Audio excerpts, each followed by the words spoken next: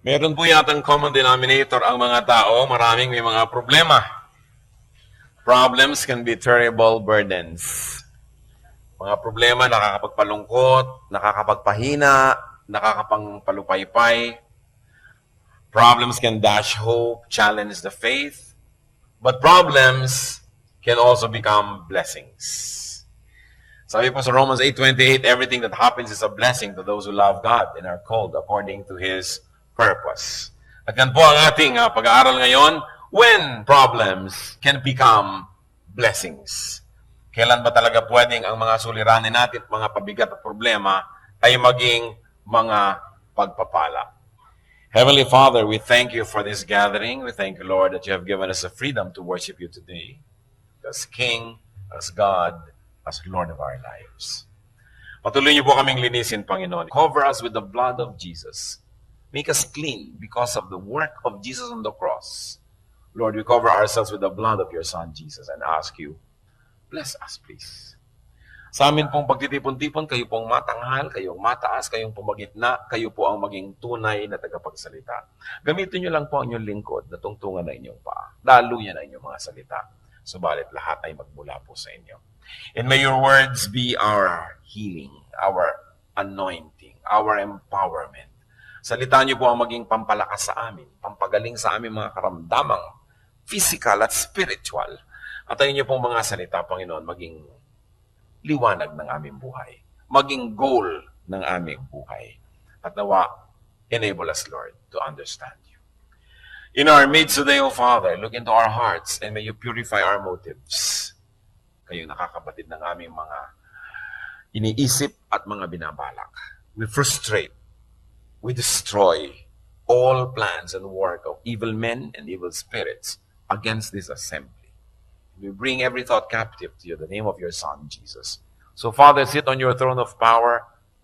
In the name of Jesus, we reject all work of the devil. And we want you, Holy Spirit, to infill us, empower us, to teach us. Give us the capacity to understand. And then, to exemplify your word to the world. In Jesus' mighty name, we pray with thanksgiving.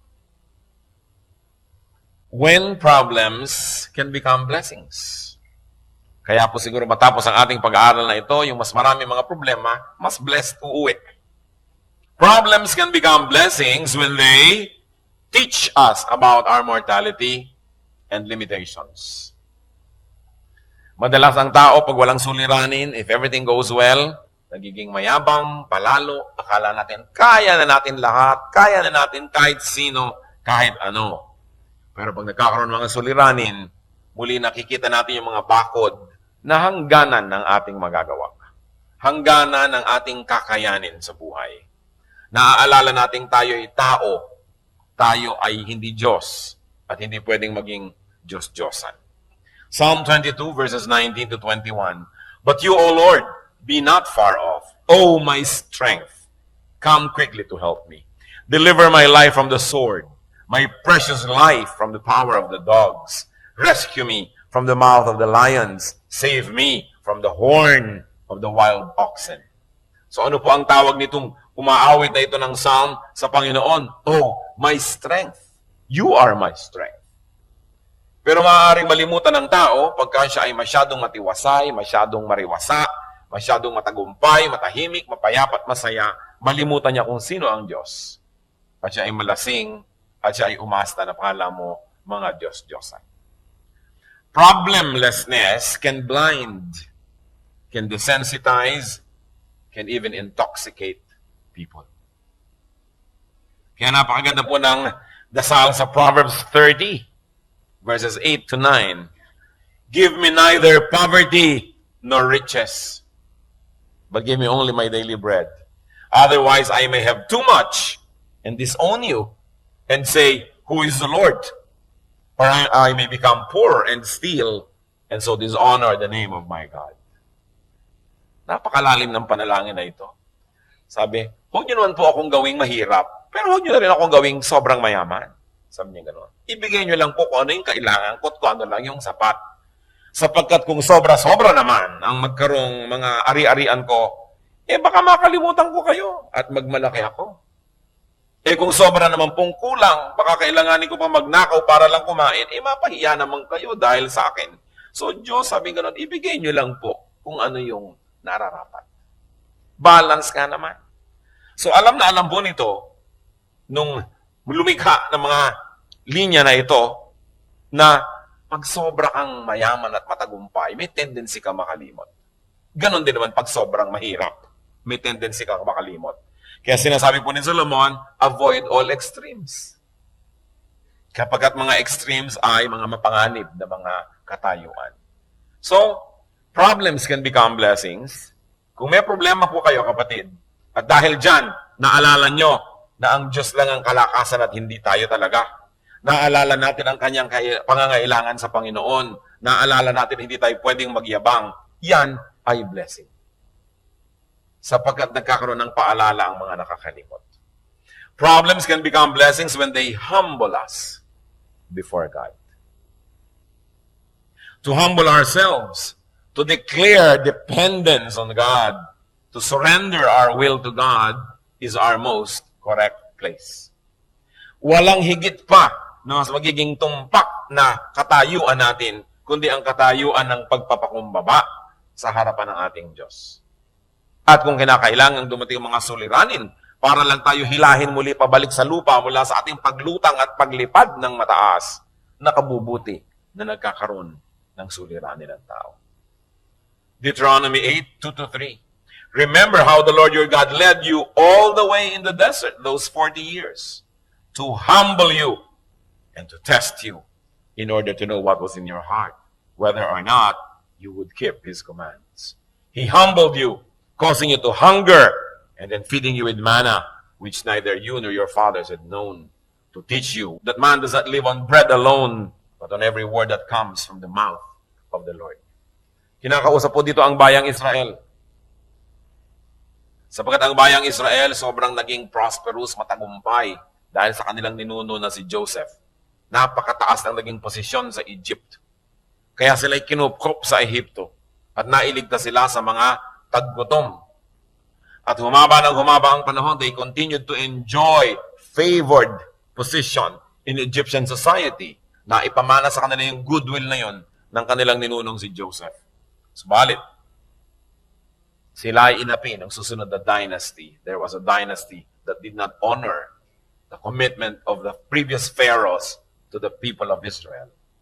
So they were enslaved. And after a while, the Lord delivered them. And the Lord showed them how mighty He was. Sobrang naging tagumpay ng mga Israelites, tumatawid sila sa mga dagat na nahahati. Sila ay nagtatagumpay sa kanilang mga digmaan. Kaya maaaring sila rin nakalimot at maaaring sila ay naging mayabang. Kaya sabi ng Panginoon, minarapat ko na paikot-ikutin kayo ng 40 taon sa disyerto. Alam niyo po yung Exodus, pwedeng lakarin ng 1 linggo lang. Yung mula doon sa Egypt, pupunta kay Israel, mahaba na nga 1 linggo, nalakarin yun eh. Pero inabot sila ng 40 years. Bakit? Pinaikot-ikot-ikot sila ng Diyos. Inubos ang lahat ng mga may edad na lumabas sa Ehipto, hindi pinapasok sa Promised Land. Lahat ng mga nabahira ng mga kasalanan, dadali na naman nila yung mga kasalanan lang sa Promised Land, hindi sila napapasok. At nakaranas sila na magutom. Kumakain na lang sila ng mana, yung lumalaglag mula sa langit na iniipon nila at nagiging parang tinapay. Nung una, masarap. Nung lumao, nagsawa. Kayo ba naman ng 40 years kumain nun?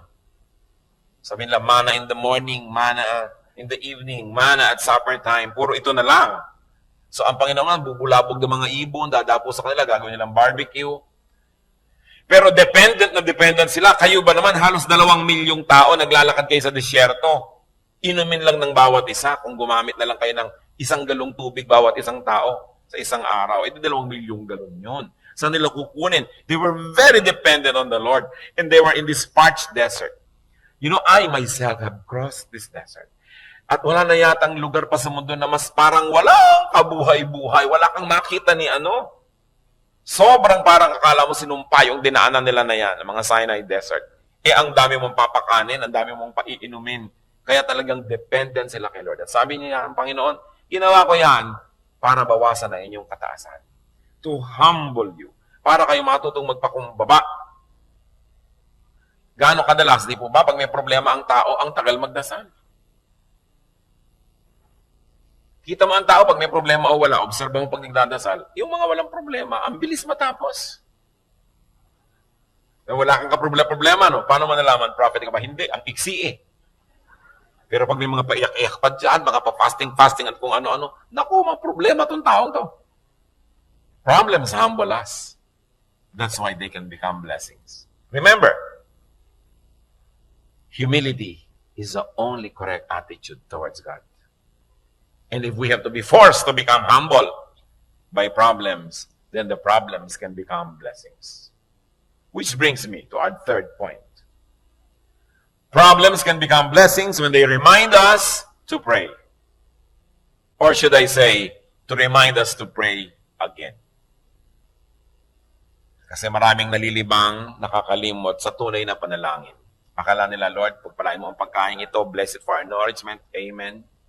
Sa gabi, salamat po sa nagdaang araw. Pagpalaan nyo kami sa buong gabing ito. Ingatan nyo kami sa lahat ng masasamang tao. Amen. Yun na yung dasal. Kumisa nga, napagpapalit pa yun. Yung magdadasal bago matulog, Lord, thank you for this food. Ay, wala palang food. Lahat ng tumawa, alam nyo, no? Nangyayari sa buhay nyo yan. Nakakapalit-palit ng mga panalangin. So, kung may suliranin ng tao, naaalala nyo yung power of prayer, kaya nananalangin muli. Kaya ang sabi sa Philippians 4:6-7, do not be anxious about anything, but in everything, by prayer and petition, with thanksgiving, present your requests to God. And the peace of God, which transcends all understanding, will guard your hearts and your minds in Christ Jesus. So kanino ito ipinapaalala? Siyempre sa mga anxious. Kaya sabi, do not be anxious. Sobra ka ngayong balisa kasi may problema ka eh. So naaalala nating manalangin. Problems can become blessings when they remind us about our sin and stop us from sinning. Pag sobra na nadilubyo ang kumukubakob sa isang pamilya, nagmi-meeting na, hoy, ano bang mga kasalanan natin, igibat na natin sa Panginoon. Pag sobra na mga hirap ang dinaranas ng mga churches at Christian organizations, o magre-revival worship, magre-revival meeting, ibubulala sa mga kasalanan, ihingi ng tawad, kasi naaalala ang kasalanan pag may mga problema. At ang isa sa mga pinakamapanganib na kalagayan, yung may mga kasalanan, tapos parang walang problema. Yan, mapanganib yan. Kung alam nyo na may kasalanan kayo, bubuhay kayo sa kasalanan, tapos everything is okay, meron kayong pera, meron kayong health, meron kayong wealth, and meron kayong respectability and prestige, aba, mag-ingat-ingat kayo. Sinasabi rin sa Bible, they are fattened for a day of slaughter. Yung mga akala natin ay walang-walang problema. Kaya ang mabuti pa, kung meron talagang kasalanan, tapos all is well, maayos ang buhay, malusog ang katawan, tahimik ang pamilya, mayroong kinakain, may kasaganaan, aba, pagsisihan na yung kasalanan. Huwag nyo nang antayin at tanggalin lahat yan, ligligin kayo, kalug-kalugin, at pagkatapos para lang tayo, suko na Lord, suko na. Pinakamabuting isuko na agad. Kaya siguro ganyan ang ginawa ng gobyerno noong panahon ng Hapon. Sapagkat walang ilaban ang ating government forces ng Amerika dito sa mga Hapon noong Second World War, dahil nadurog na yung kanilang fleet doon sa Hawaii. Anong ginawa? Sapagkat nabomba ang lahat ng ating mga eroplano sa Clark Field, wala na ni isang lilipad pa, wala nang ilalaban. Ano pong ginawa nila? Ginawa ang Manilang open city. Sa inyo na, mga Hapon, wala nang laban-laban, pasuko na, kaysa magkagiba-giba ang Maynila. Kaya na-preserve ang city. Ang gumiba naman siyempre yung mga Amerikano nung tinatawag na liberation. Inarapet bomb ang Manila, kaya nagiba pa rin. Pero ang point, isinuko na lang agad. Kasi ang nangyari, hindi naman isinuko ng mga Hapon when the Americans were coming back. No? So nagkaroon ng labanan. Gusto niyo bang huwag na magkagutay-gutay? Huwag na magkagiba-giba, magkasira-sira? Sumuko sa Diyos. Kasi kung lalaban ka lang, tatagalan mo lang, may inilalaban ka pa kasi, may lakas ka pa kasi, may maipagmamalaki ka pa. Pero pag paubusan ng paubos yun, ang ending din nun, susuko ka rin sa Diyos eh. Sumuko na habang maaga para maiwasan na ang sobrang mga hapdi at sakit sa buhay. Problems can become blessings when they bring us back to God. Bihira naman yung taong sa kariwasaan, sa kasaganaan, sa kasiyahan, doon naghanap sa Diyos. Meron nun, pero bihira. At napakaganda naman ang kalagayan ng ganong tao. Sa kariwasaan, sa kalusugan, sa kasiyahan, naghahanap pa at Diyos ang hinahanap. Yun ang talagang sobra-sobrang blessing. Best of both worlds.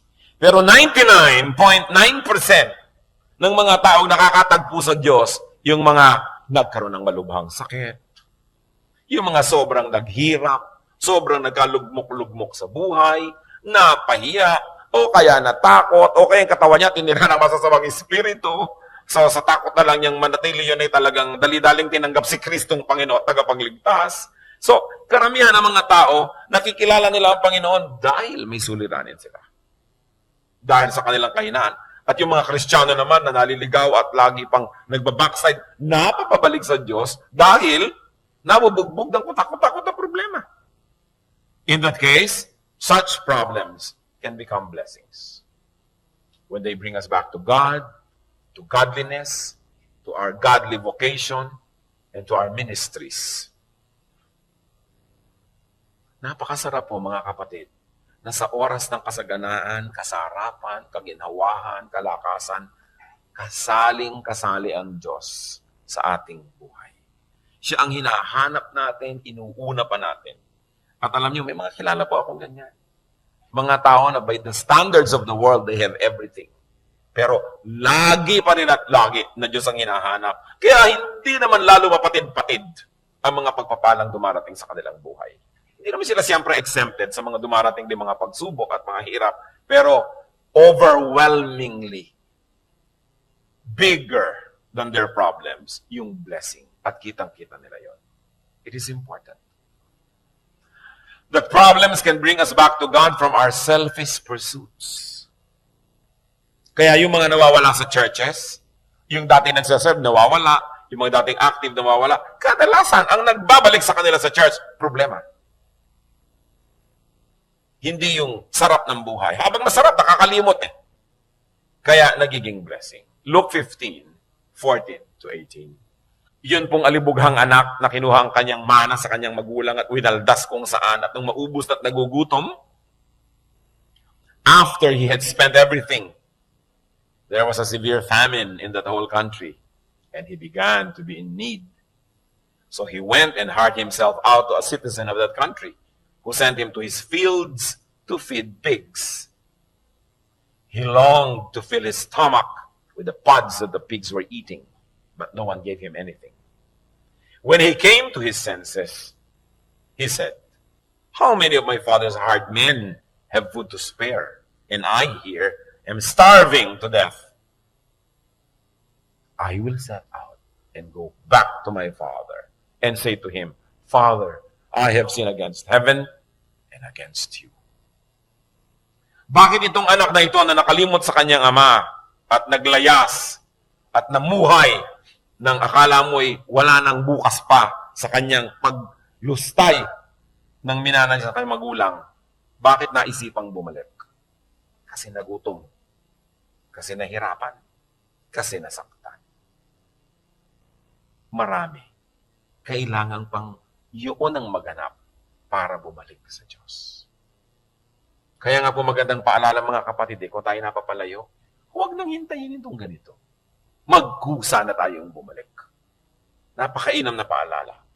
At kung talagang may suliranin na, huwag na tayong magpilit pa na sundin yung kagustuhan natin, lumabag tayo sa Diyos, kundi sundin na natin ang kalooban ng Panginoon. Problems can become blessings when they lead us to discover God. Kung hindi pa tayo Kristiyano, wala pa tayo sa Panginoon, nagiging Kristiyano tuloy tayo. Or kung Kristiyano na tayo, then we rediscover God. Or we discover blessings and dealings of God that we have not discovered before. Problems can lead us to discover who God really is. And more than that, who God can really be. Sa 2 Corinthians 7, 9 to 10. Yet now I am happy, not because you were made sorry, but because your sorrow led you to repentance. For you became sorrowful as God intended, and so were not harmed in any way by us. Godly sorrow brings repentance that leads to salvation and leaves no regret. But worldly sorrow brings death. So yung godly sorrow is important. Nalulungkot ka dahil nakakalabag ka sa kagustuhan ng Diyos. Nalulungkot ka dahil nalalayo ka sa Diyos. That is godly sorrow. Sabi nyo, good. It's good to be sorrowful because that will lead to repentance. Eh kung lagi ka lang happy, lagi kang lasing, lagi kang tawa ng tawa, baka walang lugar ang Panginoon. So, problems can become blessings when they make us sorrowful to the point that we look up only to God for deliverance. Dahil ang tatawag sa Diyos ay hindi niya kailanman tatanggihan. Kaya mahalagang matutong tumawag sa Diyos. Problems can become blessings when they reveal to us hidden or undiscovered God-given grace.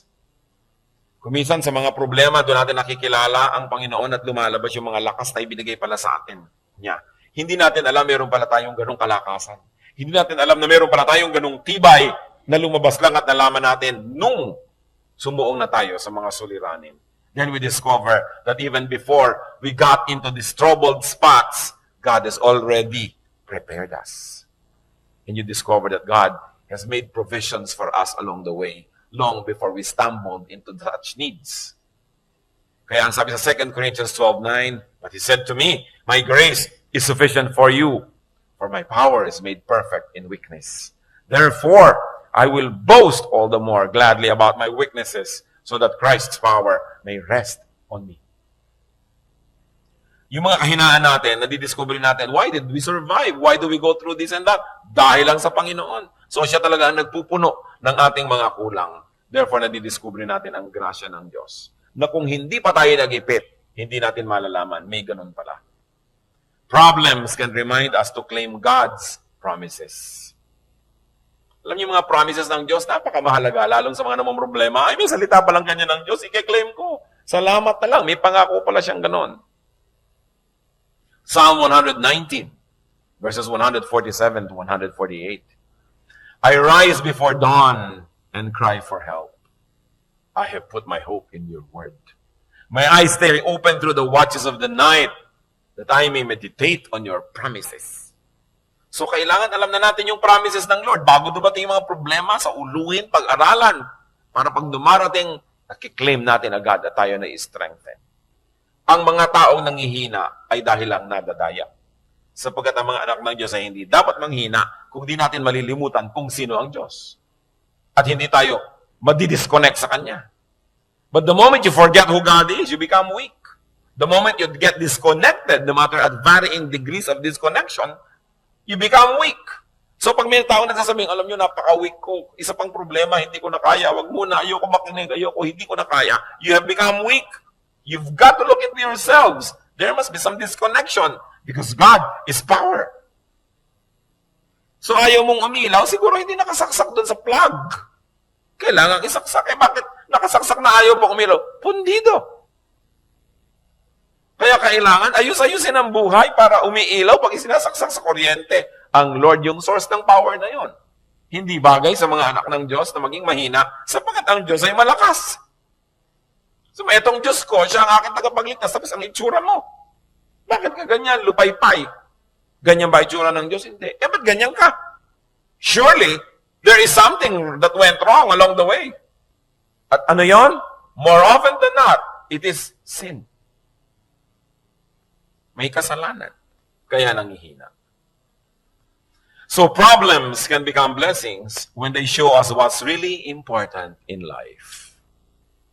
Kuminsan kasi pag nagkakaproblema, doon lang lumilinaw kung anong mahalaga. Parang ganito. May sunog. 3 kilo lang ang pwede niyong madala. Ano ang dadalhin niyo? Doon lang magiging malinaw kung alin talaga sa mga ari-arian niyo ang tunay na mahalaga. Siguro naman, hindi nyo nadadalhin yung, hindi nyo dadalhin? Hindi nyo dadalhin isang kabang bigas. Siguro hindi nyo nadadalhin yung bangko. Hindi nyo nadadalhin yung mga inipon yung pagkarami-rami siguro mga lumang tsinelas na hindi nyo maitapon-tapon. Kadalasan pag may sunog, ano lang bitbit ng mga tao, yung mga photo album nila. No? Yung ikinasal sila mag-asawa, batang-bata pa sila. Dala-dala nila yung mga frame na yon. Kung ano yung mahalaga sa'yo, yun lang ang dala mo. Kasi luminaw sa'yo, nung konti na lang ang pwede, kung alin talaga ang mahalaga.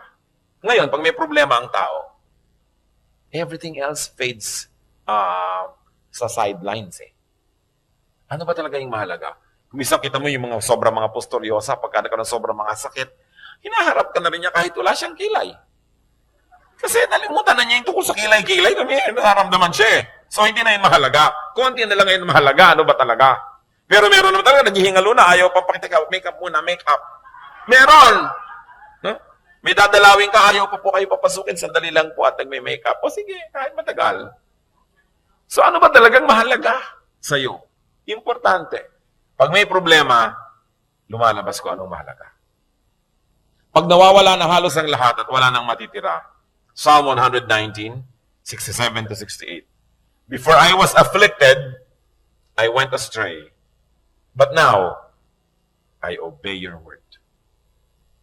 You are good, and what you do is good. Teach me your decrees.